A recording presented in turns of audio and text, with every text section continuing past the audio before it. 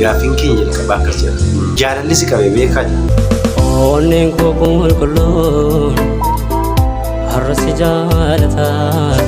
Jaalallee kee yookaan ishee jaallatti si argite. Namboonu keessa maqni nachoo le'ee keenya dannaa. Garuu maal jetteen gaafa ishee argite? Kuttaa'ee koolulee argaa waliyyaa fannayyaa gachee gooda fiinaa kottuu malee. Maaliifan dhufee isin jettee hoo? Afaan kee bareedu afaan ormaatoo hin baroo. Jaalallee kana maalitti fakkeessitan? Hiyyeessa garaa kutatee. Maaliifan? Namni hin duune wal argaa jedhee nabdiidhaan.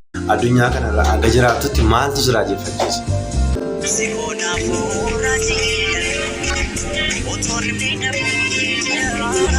Jaalallee keenya walladhee maal jettaa? Asin gargar baay'ee koba kamintaa. Baay'ee ishee jaallatta? Maraachisaadha jaalalli muchaatti wallaalchisaadha. Amma maal si hooyi? Harreedi kootu kan baradaan harreedi kootu kan galgala waayee. Jaalatoo maal fa'aadhaa? Bakka jirtanitti